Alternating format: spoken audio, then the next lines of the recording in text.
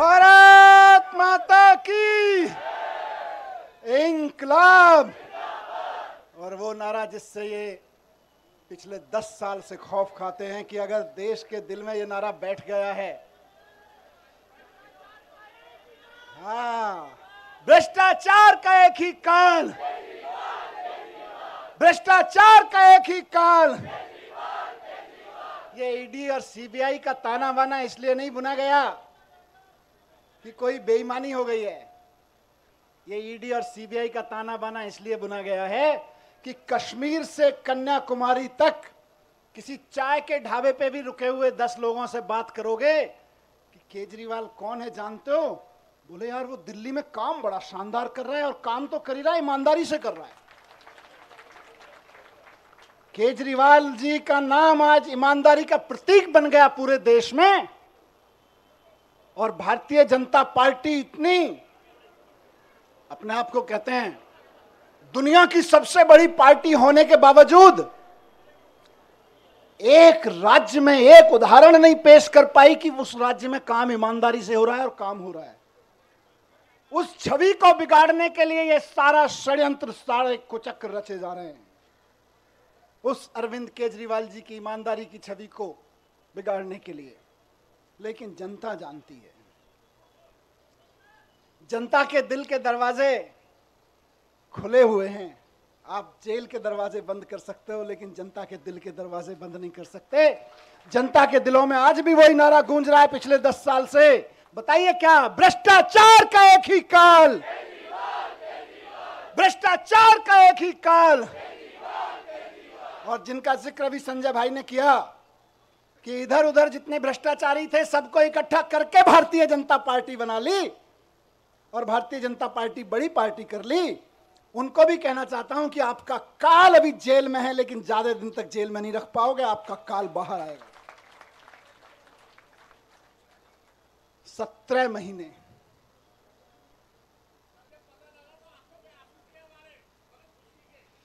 ये आंसुओं, इन आंसुओं ने ही मुझे ताकत दी है 17 महीने जेल में। मैं जब राजघाट पे आपसे बात करके गया था तो कह के गया था शायद 7-8 महीने लगेंगे। मुझे उम्मीद थी कि 7-8 महीने में न्याय मिल जाएगा, लेकिन कोई बात नहीं, 17 महीने लग गए। 17 महीने लग गए, लेकिन जीत सच्चाई की हुई है, जीत ईमानदारी की हुई है। इसीलिए कहते हैं कि भगवान के घर पे देर है लेकिन अंधेर नहीं है। भगवान के घर पे देर हो सकती है लेकिन अंधेर नहीं हो सकती है। इनकी तो बड़ी कोशिशें करी इन्होंने, संजय भाई के ऊपर, मेरे ऊपर, अरविंद जी के ऊपर, पार्टी के और नेताओं के ऊपर। देश के सख्त से सख्त कानूनों की सख्त से सख्त धाराएं लगा के इनको बंद कर दो झूठे सच्चे केस में, और ऐसी ऐसी धाराएं लगा दो जो दुनिया भर में आतंकवादियों के ऊपर लगाई जाती हैं।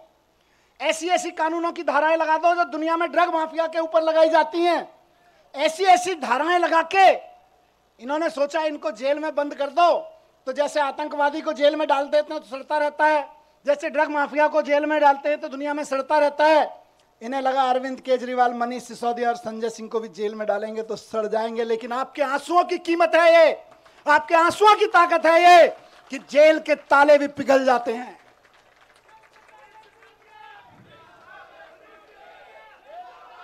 एक ही चीज कहूंगा, कल सुबह मैं बैठा था कि सारी दुनिया की सारी बुरी ताकतें भी इकट्ठी हो जाए ना, तो जो सच्चाई के रास्ते पे चलता है उसका साथ भगवान देता है, उसका साथ भगवान जरूर देता है।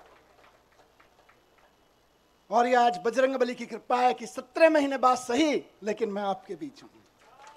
और अभी गया मैं बजरंगबली के मंदिर में, पंडित जी ने आशीर्वाद दिया। वहां जो पंडित जी मौजूद होते हैं वही बजरंगबली जी के वाणी बोल रहे होते हैं।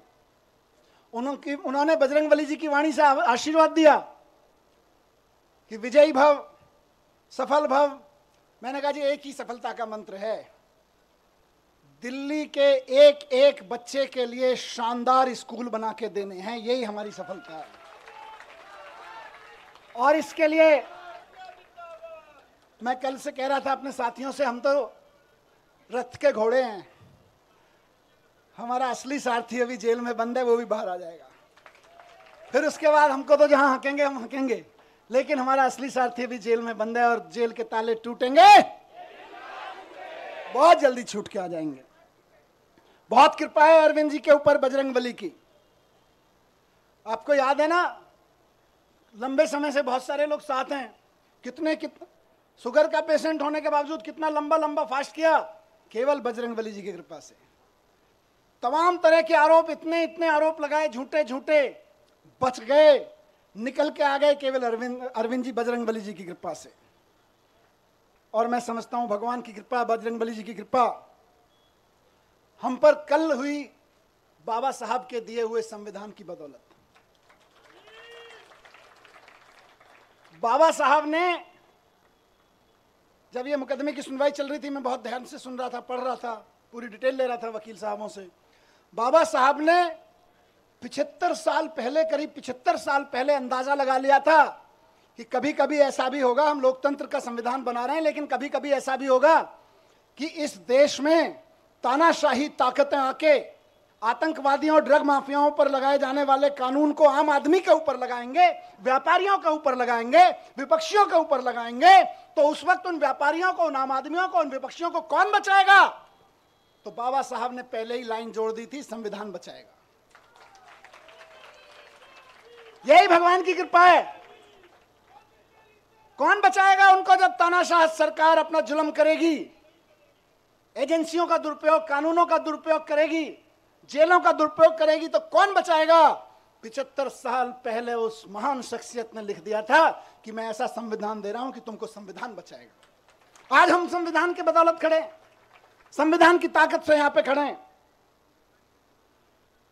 आज मैं शुक्रगुजार हूं देश के संविधान का, बाबा साहब का, और साथ साथ बहुत विनम्र निवेदन के साथ में माननीय सुप्रीम कोर्ट का, बहुत विनम्र सम्मान के साथ में माननीय सुप्रीम कोर्ट ने संविधान की दी हुई ताकत का इस्तेमाल करते हुए कल तानाशाही को कुचला, तानाशाही को कल गलत ठहराया। और माननीय सुप्रीम कोर्ट के साथ साथ मैं बहुत तहे दिल से शुक्रगुजार हूं उन वकीलों का जो पिछले 1.5 साल से, 17-18 महीने से, और बल्कि उससे पहले से भी पूरी लड़ाई लड़ रहे हैं। मैं जेल में बैठा था, आप लोग आंदोलन कर रहे थे, अरविंद जी जेल में बैठे हैं, आप लोग यहां सड़कों पे डंडे खा रहे हैं, लेकिन वो वकील इधर से उधर धक्के खा रहे हैं, एक कोर्ट से दूसरे कोर्ट धक्के खा रहे हैं, एक कागज से दूसरे कागज में डाल रहे हैं। इनकी एक एक साजिशों का, इनकी एक एक चालबाजियों का, इनकी एक एक तिगड़मों का जवाब दे रहे हैं अदालतों में खड़े होकर, इनके एक एक झूठ का पर्दाफाश कर रहे हैं। मेरे लिए तो मैंने कल भी कहा था, भगवान स्वरूप हैं। किसी भी जेल में बंद होने वाले एक व्यक्ति के लिए तो वकील भगवान स्वरूप होता है, और मेरे लिए तो सिंघवी साहब वाकई भगवान स्वरूप हैं। अभिषेक मनु सिंघवी जी, जिन्होंने इस पूरी कानूनी लड़ाई को इस अंजाम तक पहुंचाया, और जल्द ही अरविंद जी को भी बाहर लेकर आएंगे। मैं धन्यवाद करता हूं सिंघवी साहब का, मैं धन्यवाद करता हूं दयान कृष्णन साहब का, मैं धन्यवाद करता हूं मोहित माथुर साहब का, जिन्होंने बहुत बेबाकी से अदालतों के सामने ईडी और सीबीआई और भारतीय जनता पार्टी के सच को बेनकाब किया है। और मैं बहुत प्यार के साथ धन्यवाद करता हूं, उनमें से कुछ लोग मेरे उनसे उम्र में छोटे हैं, कुछ बड़े हैं, अपनी आम आदमी पार्टी की लीगल टीम के कुछ वकील साथी, हमारे एमएलएज यहाँ खड़े हैं, साथ साथ में उनको सबको कोऑर्डिनेट करने वाले विवेक भाई, इधर शायद नहीं होंगे, किसी विवेक जैन किसी अदालत में इस समय जाके आर्गुमेंट कर रहे होंगे, इरशाद भाई इस समय कहीं किसी अदालत में आर्गुमेंट कर रहे होंगे, कुछ पेपर बना रहे होंगे, और उनके कई साथी यहाँ खड़े मैं देख रहा हूँ, अपने सारे साथियों को मैं उनका भी बहुत धन्यवाद करता हूँ। रजत, साथ साथ में मैं शुक्रगुजार हूं देश भर में आम आदमी पार्टी के एक एक कार्यकर्ता का, नेताओं का। मैं तो 17 महीने जेल में था, जेल की छोटी सी एक कोठरी थी, इसकी 1/4 सी, इस पूरे स्टेज की 1/4 कोठरी में कोई नहीं। जब मैं गया था तो मैंने, वहाँ के सिपाही वगैरह कहते थे सर बड़े ऊपर से ऐसी हिदायतें वैसी हिदायतें हैं। मैंने कहा आप चिंता मत करो, मैं तो जंतर मंतर पे एक अखबार के साइज पे सो गया था, मुझे कोई दिक्कत नहीं है। मैं तो वहां से निकला हूं जहां अरविंद केजरीवाल जी और मैं और संजय भाई बनारस रेलवे स्टेशन के, और जहां देश भर में रेलवे स्टेशन में रात को 2 बजे ट्रेन आती थी, तो इतने भी पैसे नहीं थे कि रात को किसी लॉज में रुक जाएं, तो जाके 9 बजे खाना खा के स्टेशन पे ही सो जाते थे अखबार बिछा के। हम तो वहां से भी निकल के आए, हमें तो कोई दिक्कत नहीं है। तो लेकिन हम तो वहां सो रहे थे, लेकिन डंडे कौन खा रहा था? जब मैं कोर्ट आता था तो मैं देखता था बैरिकेड लगे हुए और उसके दूसरी तरफ से नारे लग रहे हैं। अखबारों में देखता था, टीवी में देखता था, आप में से बहुत सारे चेहरे यहां खड़े हैं, मैं देखता था ये मेरी बहन को लाठी लगी, ये मेरी बहन को एक पुलिस वाले ने धक्का दिया, ये मेरे एक भाई को पकड़ के खींचा। दर्द होता था और वहीं से ईश्वर से दुआ करता था, इनको सबको सलामत रखना, इनकी मदद करना, इनको ताकत देना। सलाम करता था आपकी ताकत को मैं वहां से, एक एक कार्यकर्ता को सलाम करता हूं मैं, और सिर्फ डंडे खाने के लिए नहीं, क्योंकि भारतीय जनता पार्टी की जो एक्सपर्टीज अभी संजय भाई ने बताई, उनमें एक शामिल है कि दूसरी पार्टी के कार्यकर्ताओं को और नेताओं को तोड़ने के, दबा के, धमका के, साम दान दंड भेद करके, जेल में भेजने की धमकी देके, जेल में भेज के, उनके हमले करवा के, उनको धमकी करवा के एकमात्र एक्सपर्टीज किसी पार्टी ने पाई है तो वो भारतीय जनता पार्टी है। लेकिन उसके बावजूद आप टिके रहे, एक एक आदमी टिका रहा, एक एक आदमी झुका नहीं, टूटा नहीं, एक एमएलए कैसे सारे खड़े हैं। मैं जानता हूं किस किस के ऊपर क्या क्या दबाव नहीं था और क्या क्या नहीं होगा और क्या क्या धमकियां नहीं आ रही थी, लेकिन उसके बावजूद बेबाकी से खड़े रहे, सीना तान के खड़े रहे। उस सीने, तने हुए सीने को मैं सलाम करता हूं आप लोगों को, आप डटे रहे। और आज देखिए मजे की बात, अब तो दुश्मन भी इस बात को मानने लगा है कि यार इन आम आदमी पार्टी वालों में कुछ तो मिट्टी है, जो 17 महीने 6 महीने जेल में रह जाते हैं इनके नेता, उसके बावजूद ना झुकते हैं ना टूटते हैं, किसी मिट्टी के तो बने हैं। ये उस मिट्टी के बने हैं, मैं बताता हूं, ये उस मिट्टी के बने हैं भारतीय जनता पार्टी वालों, जिस मिट्टी पर भगत सिंह का पसीना की बूंदें गिरी हुई हैं, जिस मिट्टी पे गांधी ने गोली खाई थी, जिस मिट्टी पे भगत सिंह के पसीने की बूंदें गिरी हुई हैं, जिस मिट्टी पे खड़े होके बाबा साहब ने तुम्हारी जैसे लोगों की ताकतों के, उस वक्त की ताकतों के जुल्म झेले थे, उस मिट्टी से ये बने हुए हैं। इनको तुम्हारी तोता मैना क्या तोड़ पाएंगे, ये तुम्हारे सीबीआई और ईडी क्या तोड़ पाएंगे, इनको नहीं टूटे लोग। और मैं जेल में बैठा बैठा दुआएं करता रहा और सलाम करता रहा अपने एक एक साथी को कि यह है अरविंद केजरीवाल की मुट्ठी, यह है अरविंद केजरीवाल की फैमिली, यह है अरविंद केजरीवाल का कुनबा, जिसकी एक उंगली को भी हिम्मत से हिला नहीं पा रहे हो तुम लोग। वाह, फक्र था मुझे सब पे। आपने कहा ना कि आप आंसू बहाते थे बाहर, मैं कहता हूं मैं फक्र से सीना चौड़ा करके उस जेल की कोठरी में बैठा होता था अपने एक एक भाई पे के ऊपर, एक एक बहन के ऊपर। यह मेरी ताकत थी। जेल के अंधेरे, मैं कहूंगा कि जेल के अंधेरे में यह ताकत तो होती है कि वो तोड़ तो सकती है, लेकिन जिसके बाहर इतना प्यार, इतनी ताकत, इतना सम्मान। मैं कल से उतरा हूं, मुझे किसी ने बोला मनीष जी 17 महीने बाद आ रहे हो, 2 दिन के लिए रेस्ट पे चले जाना। मैंने कहा यार, जेल के बाहर कदम रखने के बाद पहला हाथ जिस कार्यकर्ता ने पकड़ा था और रात को घर तक जो दूर खड़ा था केवल देख के गया है, वो उम्मीद लगा रहा है कि मेरा मनीष सिसोदिया, मेरा भाई बाहर आ गया है। और मैं कहूं नहीं, मैं तो छुट्टी जा रहा हूं यार, नहीं, खून पसीना बहाने के लिए बाहर आया हूं, छुट्टियां मनाने के लिए नहीं।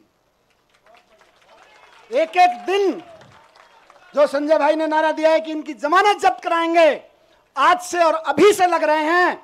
और बीजेपी वालों, ढूंढते रह जाओगे कहां गई वोटें, कहां गई वोटें। आज से लगना है सबको। जो सुन रहे हैं सोशल मीडिया और मीडिया के माध्यम से, एक एक कार्यकर्ता साथी को कहना चाहता हूं, दिल्ली के एक एक नागरिक को, हरियाणा के एक एक नागरिक को, देश के एक एक नागरिक को कहना चाहता हूं कि इस तानाशाही के खिलाफ तो एक एक आदमी को वोट करना पड़ेगा। सवाल हमारा नहीं है। तानाशाही के खिलाफ ये जो लड़ाई है सिर्फ आम आदमी पार्टी के कार्यकर्ताओं की नहीं है, सिर्फ विपक्ष के पार्टी कार्यकर्ताओं की नहीं है, ये देश के एक एक आम आदमी की है। मैं जेल में था अभी, तो कई सारी खबरें, अखबार पढ़ता था, टीवी देखता था, न्यूज में कई सारी खबरें विचलित करती थी। ये विचलित नहीं करता था कि जमानत हुई कि नहीं हुई, इससे कभी मेरे को विचलन नहीं हुआ। मेरे को विचलन किस चीज से होता था? मैं देखता था कि देश के कितने कितने बड़े बड़े व्यापारियों को इन्होंने, 500-600 बड़े बड़े व्यापारियों को इन्होंने झूठे केसेस, सच्चे केसेस, इधर उधर के केसेस में बना के बंद कर दिया गया है। उनका किसी पार्टी वार्टी से भी कोई लेना देना शायद ही होगा, लेकिन आप सोचो कि एक व्यापारी अगर कोई मेहनत से काम कर रहा है और उसके ऊपर क्योंकि उसने चंदा नहीं दिया या उसने आपकी किसी पार्टी के नेता से कोई पंगा ले लिया, आपने उसको उठा के जेल में डाल दिया, ईडी के केस लगा के, जो केस आतंकवादियों पे, ड्रग माफियाओं पे लगाए जाते हैं, वैसे वैसे खतरनाक केस लगा के एक व्यापारी अगर जेल में डाल दिया जाता है, उसके पीछे हजारों परिवारों को रोजगार मिल रहा होता है, वो भूखे मरने लगते हैं, उनकी बद्दुआ लगेगी। इनको ये तानाशाही नहीं है तो क्या है? बात सिर्फ विपक्षी पार्टियों के नेताओं की नहीं है, बात आम आदमी पार्टी के नेताओं की नहीं है। बड़े बड़े व्यापारियों को उठा उठा के जेल में डाले दे रहे हैं, और एक किसी कंपनी का चेयरमैन जेल में चला जाता है, किसी का मालिक जेल में चला जाता है, हजारों हजार लड़के लड़कियां जो वहां नौकरी कर रहे होते हैं, उनके घर में टेंशन हो जाती है, क्या करेंगे, कल को कहां से खाएंगे? आपको समझ में नहीं आता, ये नौकरियां खा रहे हो आप लोग अपने चंदे के धंधे पर। ये तानाशाही नहीं है तो और क्या है? कोई गलत करे तो सजा दो, लेकिन चंदे के धंधे में ईडी का नोटिस भिजवाओ, अपनी एजेंसियों के कानूनी कागज भिजवाओ और उसके बाद उसको अंदर कर दो, ये धंधा तो तानाशाही ही कहा जाएगा भाई। ये भ्रष्टाचार के खिलाफ लड़ाई नहीं है, ये तो तानाशाही है। मुझे बताओ कि 10 साल, अभी थोड़े दिन पहले बहन आतिशी लड़ रही थी उसके लिए, 10,000 शिक्षकों को इन्होंने दिल्ली सरकार के स्कूलों के एक रात में, रात को 2 बजे ऑर्डर पास कराया, ट्रांसफर कर दिया एक रात में। अब किसी का बच्चा आज पढ़ता है स्कूल में 11वीं क्लास में, वो तैयारी करा रहे हैं गुरुजी, टीचर पूरी मेहनत से कि यार इसमें तो आईआईटी में जाने का पोटेंशियल है। कल को टीचर का ऑर्डर मिल रहा है, नहीं नहीं हमने तो 10,000 टीचर्स को इधर से उधर कर दिया है क्योंकि हमें तो ट्रांसफर पोस्टिंग का शौक था, अब तुम भाड़ में जाओ। ये तानाशाही नहीं है तो और क्या है? बात 10,000 टीचर्स की नहीं है, उन लाखों बच्चों की है जिनको वो टीचर्स पढ़ा रहे थे। तुम अपनी अफसरी में, तुम अपनी तानाशाही में 10,000 टीचर्स को एक रात में इधर से उधर उठा के फेंक देते हो। ये तानाशाही नहीं है तो और क्या है? यही तानाशाही है जिसके खिलाफ हमको आवाज उठानी चाहिए। आज दिल्ली में, मैं जब सरकार में था उस वक्त दिल्ली जल बोर्ड का नगर निगम चुनाव से पहले पैसा रोक दिया गया था और आज तक दिल्ली जल बोर्ड का पैसा नहीं दिया गया। फाइनेंस डिपार्टमेंट के अफसरों से इधर उधर से फाइलों पे कुछ कुछ काला पीला करवा के रुकवा रखा है पैसा। इंजीनियर्स परेशान है इलाके के, नाले साफ नहीं हो रहे, सीवर साफ नहीं हो रहे, और वो कह रहे हैं हम तो पैसा नहीं देंगे। 1.5 साल से जल बोर्ड का पैसा नहीं दिया गया, जबकि पैसा बजट में पास किया विधानसभा ने। ये तानाशाही नहीं है तो और क्या है बताइए? तानाशाही सिर्फ आम आदमी पार्टी के नेताओं को गिरफ्तार करने की नहीं है। तानाशाही आपके घर के सामने जो सीवर बह रहा है, उसमें जो अभी ओवरफ्लो हो रहा है, वो भी इसी तानाशाही की वजह से हो रहा है। जो नाली नहीं खुल पा रही है, उसको 1.5 साल से पैसा नहीं मिला ठेकेदार को, वो इंजीनियर रो रहा है बेचारा कि मैं कहां से पेमेंट करूं ठेकेदार को। ये भी इसी तानाशाही की वजह से हो रहा है। आपकी गलियों की नालियां सड़ी हुई हैं इस तानाशाही की वजह से। मैं ही जेल में नहीं हूं, केजरीवाल जी जेल में नहीं है, आप भी नरक में रहने को मजबूर हैं इसी तानाशाही की वजह से, क्योंकि आपके घर के सामने का सीवर फ्लो हो रहा है, 1.5 साल से पेमेंट नहीं हुआ जल बोर्ड का। ये तानाशाही नहीं है तो और क्या है? आज पूरे देश में मैंने कहा विचलित करती थी मुझको इस खबरें। हर रोज कहीं ना कहीं सुप्रीम कोर्ट भी डांट लगा रहा है, उसके बावजूद जनता अपनी सरकार चुनती है। कहीं के राज्यपाल को, कहीं के उपराज्यपाल को कह के जनता की चुनी हुई सरकार के कानून कैंसिल करवा देते हैं। कई महीने तक कानून, कई साल तक कानून पड़े रहते हैं, उनकी पॉलिसी नहीं पास होने देते। ये तानाशाही नहीं है तो और क्या है? नुकसान किसको हो रहा है? नेताओं को तो खाली जेल ही हो रही होगी, असली नुकसान तो जनता का हो रहा है, जिसके लिए पॉलिसी बनाई गई थी, जिसके लिए कोई कानून बनाया गया था। ये तानाशाही है, इस तानाशाही के लिए लड़ना पड़ेगा दोस्तों। और आखिरी बात जो मैं अभी, क्योंकि विचलित करनी है कई सारी चीजें, मैं अभी 2-3 दिन पहले टीवी देख रहा था, और उससे पहले भी देख रहा था टीवी में। 1 साल से टीवी देखा न्यूज पे, और क्या सहारा था, आपकी खबरें, आपकी शक्लें देखने को मिल जाती थी। मैंने देखा कि देश के गांव से एक बहुत प्यारी सी हमारी बेटी निकल के खेलों में देश का परचम लहराती है सारी दुनिया में, और जब वो खड़े होकर कहती है कि आपकी पार्टी के एक अफसर ने, आपके लगाए हुए एक फलाने नेता ने हमें छेड़ा है, तो आप उसको गिरफ्तार तक नहीं करते और हमारी उस बेटी के ऊपर तरह तरह के सोशल मीडिया ट्रोलिंग और ये सब कराते हो। ये तानाशाही नहीं है तो और क्या है, मुझे बताइए। और तुम्हारे उस ये बेशर्मी तानाशाही है कि उसको गिरफ्तार तक नहीं किया जाता। इस देश की बेटियां जंतर मंतर पे बैठी रही, खिलाड़ियां, हम और आप सब अपने बच्चों को खिलाड़ी बनाने का सपना देखते हैं। बेटियों को कहते हैं जा बेटी उछाल लगा छलांग और छा जा फलक पे, और उसको कोई बैठ के वहां पे इनका चमचा बैठ के उसको छेड़े तो हमें सहन होगा। लेकिन ये तानाशाही है कि उसको गिरफ्तार तक नहीं करते हो तुम। यही तानाशाही है दोस्तों, और उस तानाशाही का चरम स्वरूप हमने देखा कि अब उस बेटी के साथ क्या किया गया। मैं बहुत ज्यादा नहीं कहूंगा उस बारे में, लेकिन सबको पता है किसने किया और क्या किया। आज अगर उसके आंसू बहे हैं तो कुछ तो खेल किया गया है, कुछ तो खेल किया गया है। दोस्तों 17 महीने में जब मैं अंदर था तो अंदर रह के मैंने खूब चिंतन मनन किया। टाइम ही टाइम था, यहाँ तो आप लोग टाइम देते नहीं हो, वापस आ गया हूँ, फिर टाइम नहीं दोगे। खूब चिंतन मनन किया, अपने ऊपर भी किया, समाज के ऊपर, देश के ऊपर, व्यवस्था के ऊपर, सरकारों के ऊपर खूब अध्ययन किया। मेरे ख्याल से मैंने कम से कम हर 3-4 दिन में एक किताब खत्म कर देता था मैं। और कई लोगों ने भेजी, बाई पोस्ट किताबें भेजी आप में से कई लोगों ने, भाई साहब ये भी पढ़ो, ये भी पढ़ो, ये भी पढ़ो। तो यहाँ वहाँ भी नहीं छोड़ते थे, बोले काम पे लगाए रखेंगे। तो करीब करीब मैं समझता हूँ 300 की किताबें मैंने पढ़ी वहाँ पे। हर 2-3 दिन में एक किताब खत्म हो जाती थी। पर सबसे पहले आपको ध्यान होगा मैं गीता लेके गया था, और गीता लेके गया था तो मेरे दिमाग में ना प्रश्न थे कि यार भगवान, मैं तो स्कूल ही तो बनवा रहा था, मेरे को जेल क्यों भेज दिया? मेरी बीवी की, मेरे बच्चे की क्या गलती थी कि मैं दिल्ली के बच्चों के लिए दिन रात सुबह से शाम एक करके स्कूल बनवा रहा था, उनके लिए अच्छे आईआईटी में चले जाएं, अच्छी नौकरियां लग जाएं। क्या मैंने भगवान से पूछा अंदर आंख बंद करके कि मेरी क्या गलती थी, मैं जेल में क्यों? तो भगवान ने कहा गीता पढ़, पता चल जाएगा। अंदर से आवाज आई और मैंने गीता पढ़ी और मुझे जवाब मिल गया। मेरे मन में जो भी सवाल आया, मैं ऐसा नहीं है कि यहां कोई उसकी बात कर रहा हूं। जब आदमी अंदर जेल में होता है, अकेला बैठता है, तालों में वो शीशों के पीछे बैठता है, तो तरह तरह के सवाल उठते हैं, अंदर बहुत झांकता है। बहुत सवाल उठते थे मन में, और बस भगवान की ऐसी कृपा है कि मेरे मन में जो सवाल उठा और अंदर से आवाज आती थी, इस सवाल का जवाब तुझे कहीं बाहर से नहीं मिलेगा, गीता में मिलेगा, पढ़ ले। खूब गीता पढ़ी, और बाद में तो मैंने कम से कम 10 महान लोगों की व्याख्या कम से कम 10 पढ़ ली होंगी, अलग अलग लोगों की, विनोबा भावे जी की, गांधी जी की, श्री श्री जी की, आचार्य प्रशांत जी की, बहुत लोगों की व्याख्या की हुई गीता मैंने पढ़ डाली, देवदत्त पटनायक की। सब में से पढ़ पढ़ के मुझे बड़े सारे आंसर मिलते चले गए, मुझे अपने सवालों के आंसर मिलते चले गए। खूब गीता पढ़ी मैंने। उसके अलावा मैंने दुनिया भर की एजुकेशन की बुक्स पढ़ी, अमेरिका में, फ्रांस में, जापान में, इंडिया में भी कहाँ एजुकेशन पे क्या काम हुआ, खूब पढ़ा मैं। कम से कम 100-125 बुक्स तो मैंने एजुकेशन के बारे में पढ़ी, दुनिया की एजुकेशन सिस्टम के बारे में।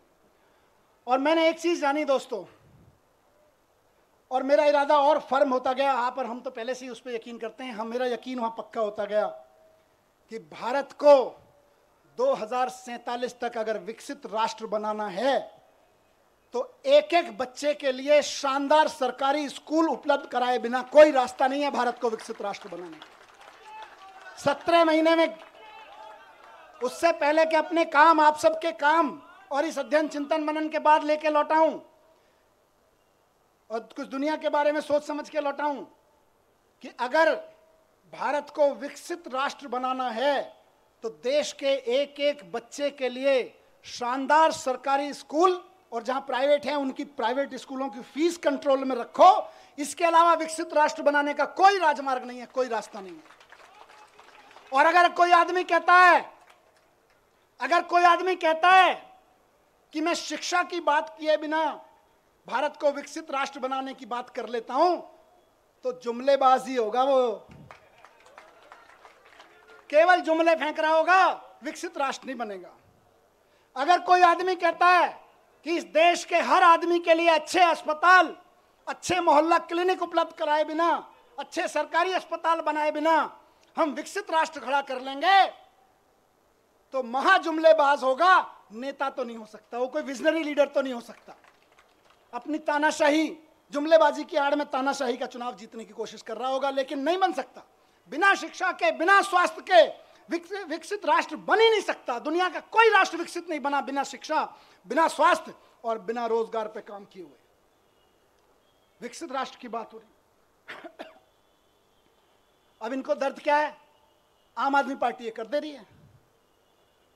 हम नहीं कह रहे, लोग कह रहे हैं कि यार ये बच्चे पढ़ जाएंगे तो अपने आप 2047 का भारत विकसित हो जाएगा। आज ये जो माँ बाप हैं, जो कल आने वाले समय के माँ बाप हैं, ये अगर इनको सबको अच्छे अस्पताल मिल गए, आने वाले बच्चों के लिए अच्छे अस्पताल मिल गए, तो अपने आप भारत विकसित हो जाएगा। ये आम आदमी पार्टी कर दे रही है। दिल्ली में कर दिया, पंजाब में कर दिया, इस भरोसे पे गुजरात में, गोवा में, सब जगह वोटें पड़ने लगी, तब इनको दिक्कत हो रही है। इसीलिए सबको जेल में डालने पर आ गए। फिर से सलाम करता हूं कि इनकी तमाम ताकत के बावजूद, इनकी तमाम साजिशों के बावजूद, बुरे वक्त में चट्टान की तरह से इकट्ठे होकर खड़े रहे आप सब लोग, उस जज्बे को मैं सलाम करता हूं। ये पार्टी की ये लीडरशिप, बीच बीच में लीडरशिप यहाँ खड़ी है, बैठी है, कई सारे एमएलए साथी, कई सारे सीनियर लीडर्स यहाँ सब खड़े हैं। ये सब एक मुट्ठी की तरह से जिस तरह से खड़े रहे, वो मिसाल है। आने वाले समय में जब आम आदमी पार्टी का आगे जाके राजनीतिक इतिहास लिखा जाएगा देश का, तब लोग कहेंगे कि सबसे बुरे दौर में पार्टी की सारी सीनियर लीडरशिप अपना खून पसीना एक करके सड़कों पे लड़ रही थी, एकजुट होकर लड़ रही थी। ये केजरीवाल जी का कुनबा एकजुट होकर लड़ रहा था, केजरीवाल जी का कुनबा बिखरा नहीं, केजरीवाल जी के साथ खड़ा रहा। इसी से इनको डर लगता है। और फिर कह रहा हूं कि भारतीय जनता पार्टी को अगर लगता है कि मनीष सिसोदिया को जेल भेजने के बाद वो दिल्ली की शिक्षा क्रांति को रोक लगा देंगे, तो वो गलती कर रहे हैं, वो भूल कर रहे हैं इस बात की। दिल्ली के हर गरीब आदमी को, और ये इलेक्शन का ऐलान कर रहा हूं, दिल्ली के हर गरीब आदमी को बेहतरीन शिक्षा देके उसको समाज की मुख्य धारा में लाने का सपना पूरा करने के लिए हम अपनी जान भी दे देंगे। तुम जेल की क्या बात करते हो यार? तुम जेल से डराते हो, हम जान देने के लिए तैयार हैं। बच्चों की एजुकेशन के लिए, नौकरी के लिए और स्वास्थ्य के लिए तो हमारी ये कई जिंदगियां भी कुर्बान हो जाएं तो कम है यार। आप हमें जेल से डराते हो? नहीं डरेंगे, नहीं डरेंगे आपकी जेलों से। केंद्र कितना भी षड्यंत्र कर ले, 2 करोड़ जनता दिल्ली की, उसके जीवन में खुशहाली लाने के लिए फिर से हम उतरेंगे। एक एक घर पे जाएंगे, एक एक घर को बताएंगे कि केजरीवाल जी इसलिए जेल में नहीं है कि उन्होंने कोई जुल्म किया है, वो इसलिए जेल में है कि आपके बच्चों को एजुकेशन देने का सच्चा काम उन्होंने करके दिखा दिया। वो इसलिए जेल में नहीं है कि उन्होंने कोई भ्रष्टाचार किया है, वो इसलिए जेल में है कि आपके मोहल्ले में जो मोहल्ला क्लिनिक चल रहा है, वो मोहल्ला क्लिनिक केजरीवाल जी ने बना दिया और आप आराम से वहां जाके अपना छोटे मोटी चीजों का इलाज करा लेते हो। बड़े बड़े सरकारी अस्पताल शानदार होते चले गए, इसलिए केजरीवाल जी जेल में है। और ये फिर से कहूंगा कि जैसे संजय जी को निकाला, जैसे मुझे निकाला और साथियों को निकाला, हर साथी को और केजरीवाल जी को भी संविधान की ताकत निकाल के लाएगी। भारतीय जनता पार्टी और इनके तोता मैना कितने ही ताकतवर हों, लेकिन देश के संविधान से ताकतवर नहीं है ये लोग। देश के संविधान से ताकतवर नहीं है। इनकी सारी यातनाएं, सारी पीड़ाएं सह के भी हम तैयार हैं, क्योंकि हमको यकीन है कि हमारा सुप्रीम कोर्ट है और हमारा संविधान है, संविधान जीतेगा। बस आखिर में यही कहूंगा कि हम भगत सिंह के चेले हैं। कह के गया था ये बात, कह के गए थे ना, भगत सिंह के चेले हैं, डरने वाले नहीं है तुम्हारी जेलों से भी और तुम्हारे तोता मैना से भी। 17 महीने में जैसा गया था, बिल्कुल 17 महीने पहले जैसा गया था वैसा ही दिख रहा हूं कि नहीं दिख रहा? एनर्जी कुछ कम है कि ज्यादा है? ज्यादा है ना? बस इनको लग रहा था जेल भेज के एनर्जी तोड़ देंगे, अब ये कहेंगे यार इनको जेल मत भेजो, ये तो दुगनी एनर्जी लेके आते हैं।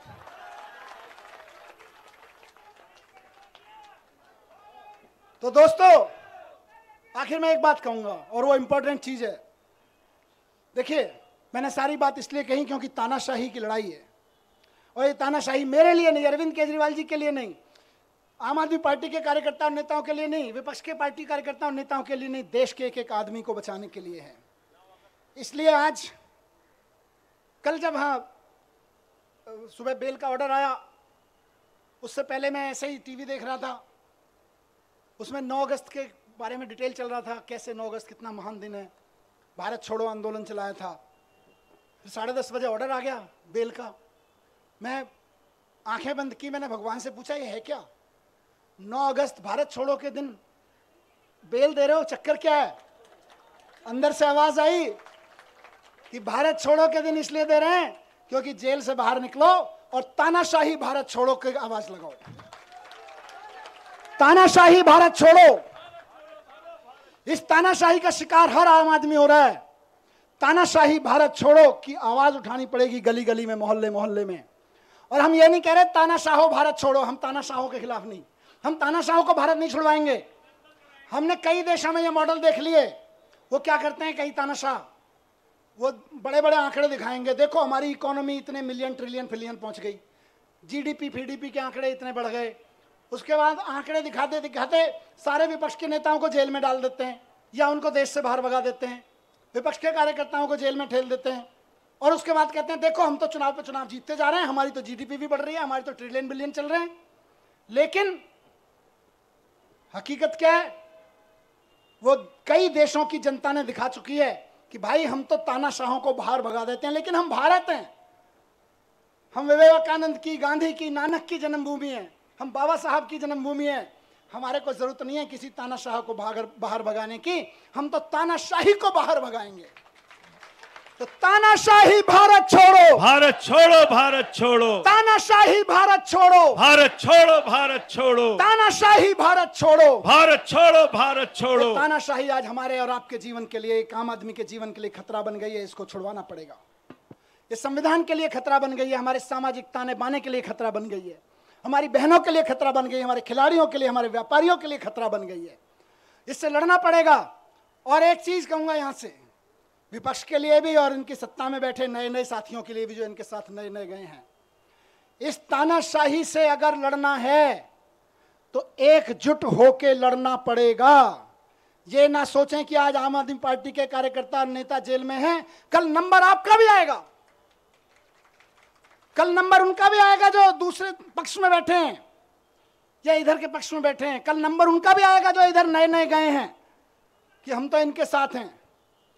एनडीए के साथियों को भी कहना चाहता हूं, उनके साथ जो गए हैं, और इंडिया गठबंधन के भी एक एक आदमी को और बाकी सब पार्टियों के साथियों को कहना चाहता हूं, पार्टी की जिंदगी के लिए नहीं, नेताओं की जिंदगी के लिए नहीं, देश के लिए इकट्ठा होकर लड़ना पड़ेगा, देश के लिए इकट्ठा होकर लड़ना पड़ेगा। और आज कह रहा हूं इस मंच से कि अगर देश के पूरे विपक्ष के नेता पूरी ताकत से एक बार हुंकार भर देंगे तो आज देश में वो माहौल है कि अरविंद केजरीवाल जी 24 घंटे के अंदर बाहर आ जाएंगे। अगर देश के विपक्ष के नेता एकजुट होकर हुंकार भर देंगे तो केजरीवाल जी केवल और केवल 24 घंटे के अंदर जेल से बाहर आ जाएंगे। मैं आज लिख के दे रहा हूं आपको, लेकिन इकट्ठे होकर करना पड़ेगा। ये मत सोचिए अभी तो केजरीवाल जी गए, जब हम पे आएगी तो देखेंगे, नहीं, सब पे आई हुई है। सबको इकट्ठे होकर लड़ना पड़ेगा, सबको इकट्ठे होकर चुनाव भी लड़ने पड़ेंगे, लड़ाइयां भी लड़नी पड़ेंगी, कानूनी लड़ाइयां भी लड़नी पड़ेंगी। और एकजुट हो गया तो इस चुनाव में तो दिखाई दिया कि 400 पार ढूंढते रह गए। एकजुट होकर लड़ेंगे तो आगे आने वाले चुनावों में भी ढूंढते रह जाएंगे कहां है, 0 पार, बस सीधे कहा 0 पार।